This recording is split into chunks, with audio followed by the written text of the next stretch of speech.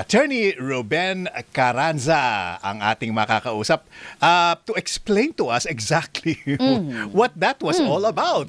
Attorney Carranza, good morning po, si Peter Atrica dito sa DZMM. Good morning, Peter, and good morning, Rika. Good morning, Attorney. Thank you po. Our pleasure to have you, sir. So, it took some time. Ang tanong po, what was that really all about? I mean, is this the thing called pre-trial, itong first status conference hearing? At ano po ang mga takeaways dapat natin sa nangyari na yan?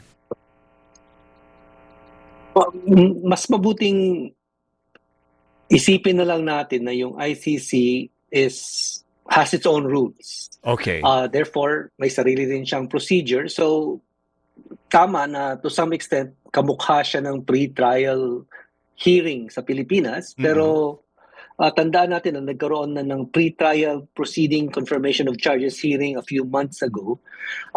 So, technically, tapos na yung stage, yung part na yun ng pre-trial. Pero ito, parang pre-trial din in that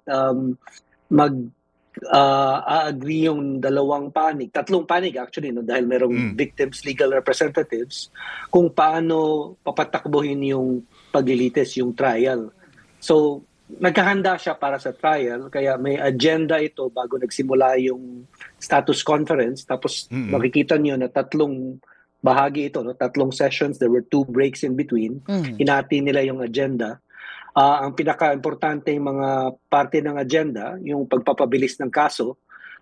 So, tinanong ng mga judges kung ilan ang testigo, gaano karaming mga dokumento ang ipipresenta, ilang araw, ilang buwan ang kailangan ng prosecution, tapos ganun din sa defense. And then, pangalawa, pinag-usapan yung technical aspects ng kaso, interpretation, anong mga lengguwahe ang gagamitin, anong mga paraan para maprotektahan yung mga titestigo, at saka paraan ng pag-testify. Kasi pwede sa ICC, i-video yung testimony ng testigo and then ipipresenta na lang siya para tanungin, no?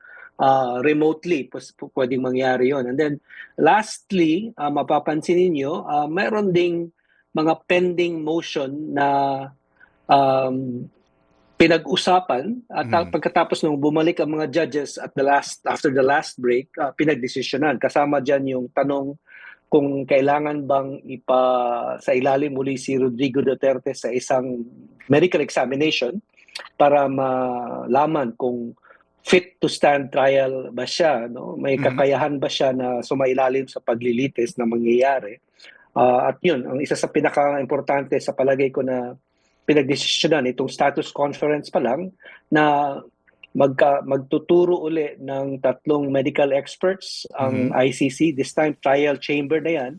Pagkatapos, pakikinggan nila yung rekomendasyon ng mga experts na ito.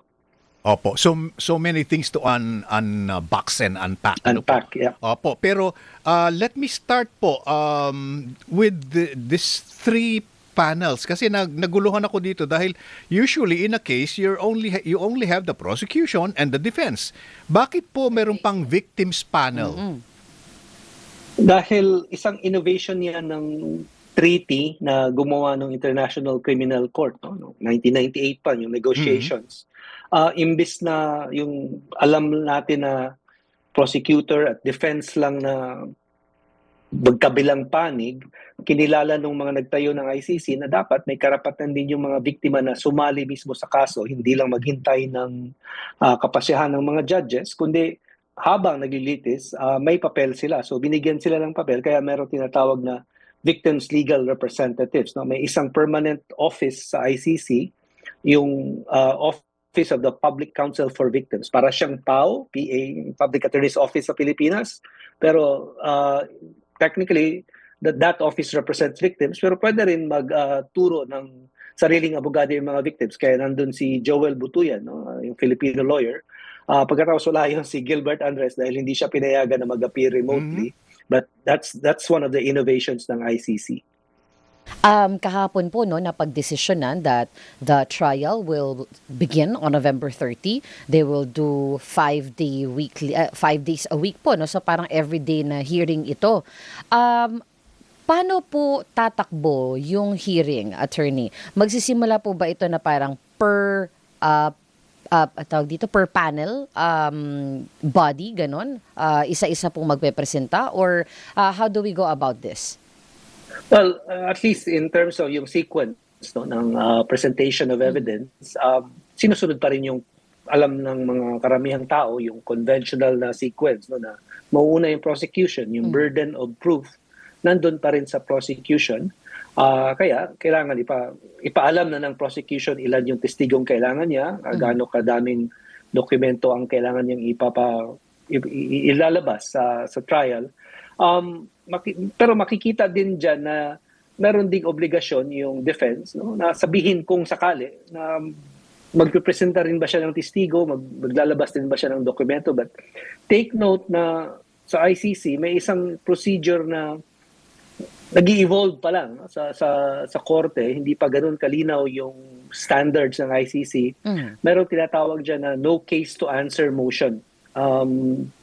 Sa ibang kaso pa lang lately final yan. Ibig sabihin yan, pagkatapos ng presenta ng prosecution ng ebidensya, may mga kaso na sa ICC in the past na ang ginawa ng defense lawyers, magpa-file sila ng motion na ang tawag na ay no case to answer. Na ang ibig sabihin, gusto nilang tawagin yung pansin ng mga huwes na hindi naman sapat yung ebidensya ng prosecution para ipagpatuloy yung kaso dahil hindi kayang magkaroon ng conviction based doon sa ebidensya.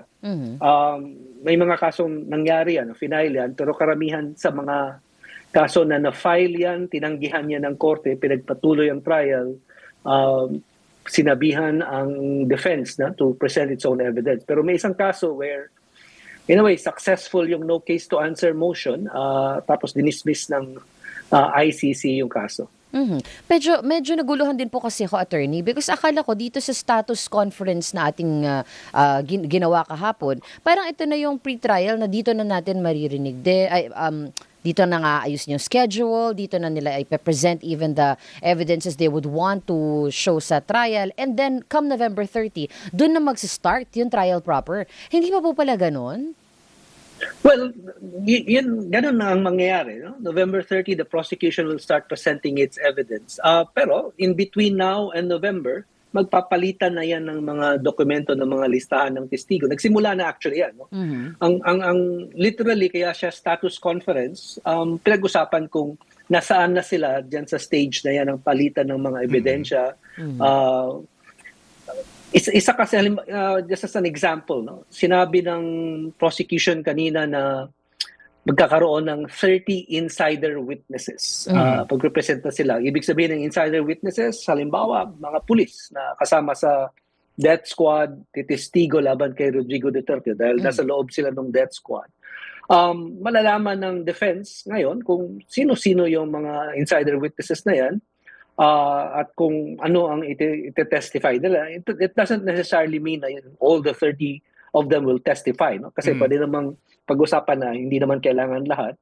Ang purpose niyan, para magkapaghanda din yung depensa ni Duterte, yung mga abogado niya, kung anong sasabihin itong mga insider witnesses sa halimbawa. Makikita din doon sa agenda, no? At pag-uusapan din yan before November 30, ang tawag na familiarization of witnesses. Yung mga testigo kasi, hindi pa yan nakapag-testify ever at the ICC, at the International Criminal Court. It's very likely they have never even seen, literally, yung ICC, yung venue, yung lugar, yung pamamaraan. Yung pwedeng magtestigo sa loob ng ICC court sa The Hague, dadalhin sila doon, papakita sa kanilang lugar, i-orient sila, no? Ganito yung paraan para tumestigo. Pero yun namang remote testimony, ituturo din sa kanila yung technical aspects, no? Kasi halimbawa may concern kanina na madaling araw sa Pilipinas o gabing-gabi sa Pilipinas pag nag-hearing. So pagpa-practicean yan, no, para masanay naman yung mga titestigo tungkol dyan. So lahat yan pag-uusapan between now and November 30. Okay. Sorry partner, isa lang din po, attorney. Kasama din po ba dito yung may motion po ba pwedeng I move to strike that witness na hindi gamitin dahil ganito ganyan? Oh yeah. Ang kaibahan lang in a way is ang purpose nitong status conference na hindi na kailangan litisin ng mahaba yan, no? Na pwedeng pag-usapan na lang between the two sides, yung defense and prosecution, plus of course yung victims' representatives, yung mga issue na ganyan, no? Hindi yung napapanood natin sa TV na parang mahaba yung diskusyon in court over, say, karapat dapat bang tumistigo itong testigo na ito, although posibleng mangyari yan, no? But one purpose of the status conference is to abbreviate yung proceedings so that you go right away to the substance of the case. And Attorney Carranza, this is not a trial by jury. No. Ang ICC, kombinasyon siya ng tinatawag na common law, yung sistema ng paglilitis sa United Kingdom at saka yung mga naging colony ng United Kingdom, at saka kombinasyon din siya ng civil law, yung sistema naman ng French at saka yung Italian, Roman tradition, and then in between, no? Kasi may mga huwes dyan na galing sa Japan, galing sa Korea na hindi eksaktong British or French yung system. So that makikita nyo, yung judges dito, tatlo. Sa ibang mga bansa, including sa Pilipinas, isa yung trial judge. Isa lang, ito tatlo.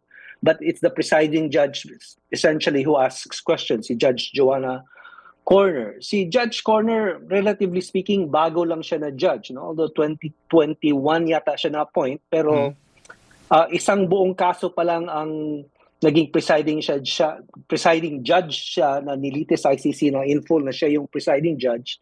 Ito yung kaso ng Darfur, no, sa Sudan. Nakamakailan nagkaroon ng desisyon yung panel na hindi the same panel as this, pero si Judge Corner ang presiding judge, na-convict yung defendant, to isa sa mga high-level intelligence head ng presidente ng Sudan, si Al-Kushaib ang pangalan, was convicted and sentenced to 25 years, if I'm not mistaken, very recently. So, si Judge Corner yung presiding judge doon sa kaso niya. Opo. So, ito pong Trial Chamber 3, na ang presiding judge is Joanna Corner. Sila din po ba, ito po bang Trial Chamber 3 din ang lilitis kay dating Pangulong Duterte?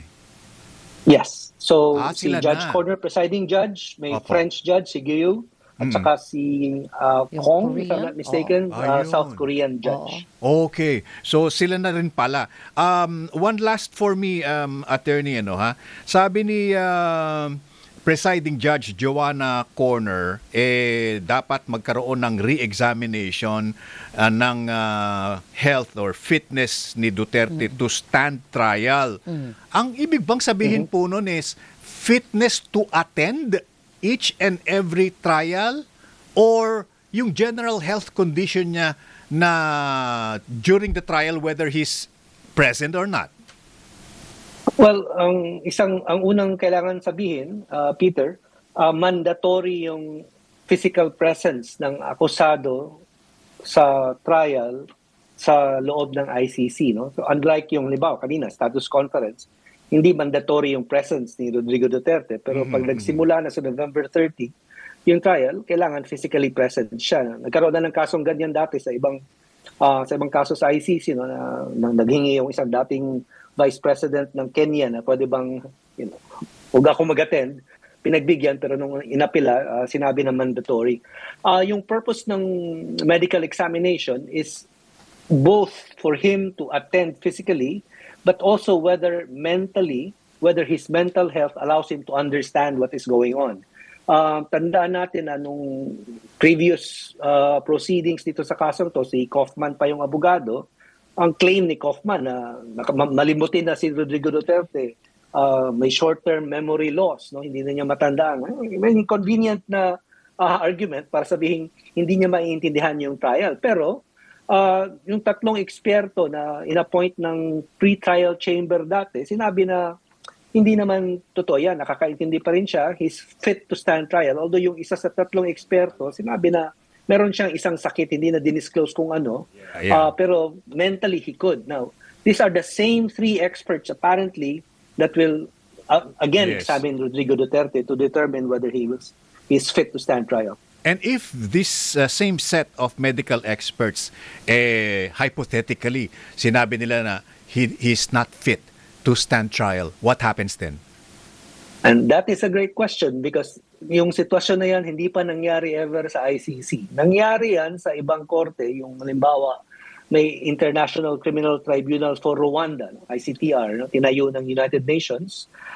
May isang defendant na sa kasong genocide na matanda na siya, no? Nahuli siya after 20 years being a fugitive, nahuli siya, nagka-trial, matanda na siya. Meron siyang may determination yung korte na yon na hindi siya fit to stand trial. Pero nahuli na siya, nakakulong siya sa The Hague din sa kulungan ng ICC. Pero dahil sa tanda niya at saka sa mental unfitness niya, hindi nila maipagpatuloy yung trial. So in limbo yung situation na yan, no? Na hindi naman siya pwedeng i-acquit, hindi rin siya pwedeng pakawalan. Namatay na lang siya. In fact, he died last week. Si Felician Kabuga, he died at I think he was 90 years old or 91 years old. And so, yung sitwasyon na ganyan, hindi pa nangyayari ever sa ICC. Sa palagay ko, they will follow what happened in that case, no? Na isususpend yung trial, but it doesn't mean that the defendant will be released. And that's, Opo. you know. Ako, yung sa akin siguro, attorney, kasi right now we're awaiting what the Supreme Court will say regarding dun sa arrest warrant ni Senator Bato de la Rosa who is at large ngayon, no. Pareho naman ng kaso yung kay Pangulong Duterte at kay Senator de la Rosa. Magkaiba lang kung paano nahuli dahil ang bilis ng pagkahuli kay former President Duterte, kay Senator Bato, ang dami nang nangyari. Now we're waiting for the Supreme Court to rule on this, no? Yung kanilang hinihinging motion, motion, sorry. So ano po ang mangyayari ngayon if pumabor ang Korte Suprema doon sa hinihingi ng kampo ni Senator Ronald De La Rosa? Nasa dahig na ang dating Pangulong Duterte. Hindi po ba parang ang labo nun kung magre-rule pa ang Supreme Court na pagbigyan si Senator Bato de la Rosa na hindi maaresto kung ang dating Pangulo ay nandun na? And will that also add weight na pabalikin ang dating Pangulo kung pagbibigyan si Senator de la Rosa also as a president doon sa iba pang mga arrest warrant na maari pang ilabas ng ICC? Di po ba napaka-vital nung part na yon on the Supreme Court side? Kaya importante yung consistency sa mga korte, no? Hindi lang ng Philippine Supreme Court, pero maski yung ICC. And so far, yung ICC naman, even if hybrid yung kanyang legal traditions, no? Common law, civil law, consistent naman siya, no? Sa mga ruling niya tungkol dyan sa mga sitwasyon na ganyan.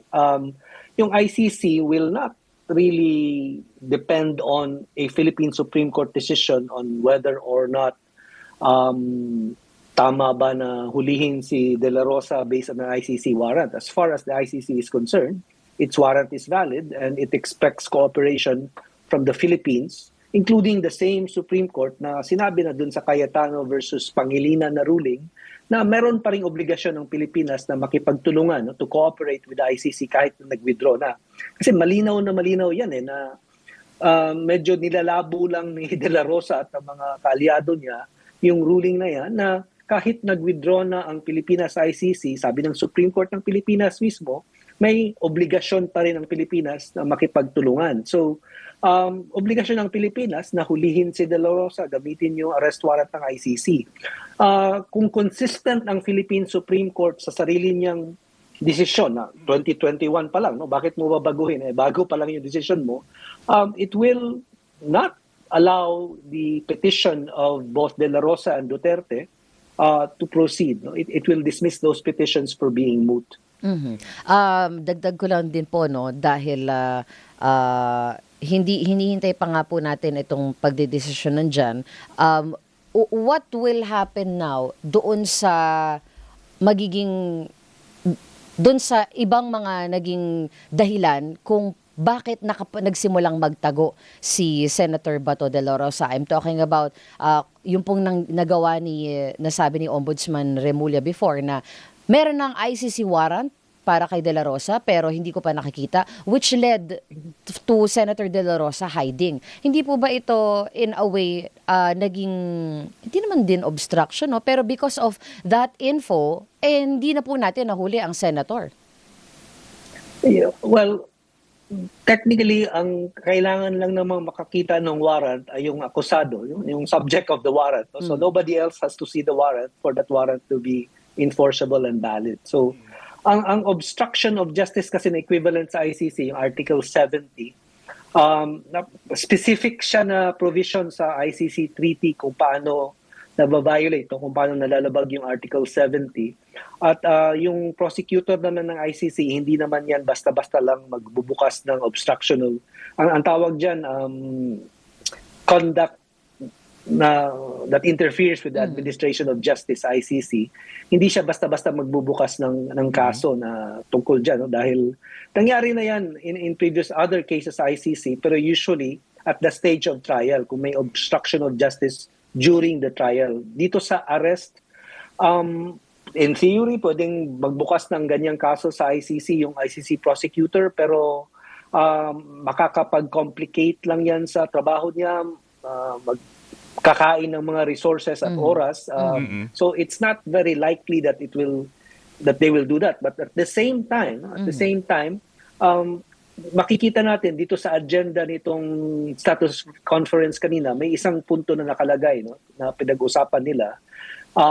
Magdi-disclose, no, ipapaalam ng ICC prosecutor kung may epekto ba yung tinatawag na ongoing investigations of the ICC prosecutor doon sa kaso na ito ni Duterte. Okay. Ibig sabihin, yung ongoing investigation, kasama dyan yung kaso laban kay De La Rosa at doon sa 7 pang tao na pinangalanan ng ICC prosecutor doon sa kanyang charges. No? So i-disclose siya ng prosecutor na may inuhuli kaming tao, may mga huhulihin pa kami, at posibleng baguhin yung idagdag sila dito sa kasong ito laban kay Duterte o magbubukas ng bagong kaso at later on pa lang pagpapasyahan if there's going to be a joint trial or a separate trial. Okay, and in summation, November 30 po ba magi-start na talaga yung trial proper? Yes, as long as the experts appointed by the trial chamber determine that Rodrigo Duterte is fit to stand trial. If he is not fit to stand trial, pag-uusapan pa yan, no, how they will proceed. Okay. Attorney Carranza, maraming salamat po. That was a heck of a lot of information that you gave. Crash course. Maraming Thank you, attorney. Good morning. Salamat din. And we hope to talk to you again soon, sir. Attorney Ruben Carranza, siya po ang Senior Expert, International Center for Transitional Justice, or ICTJ. And time check, it's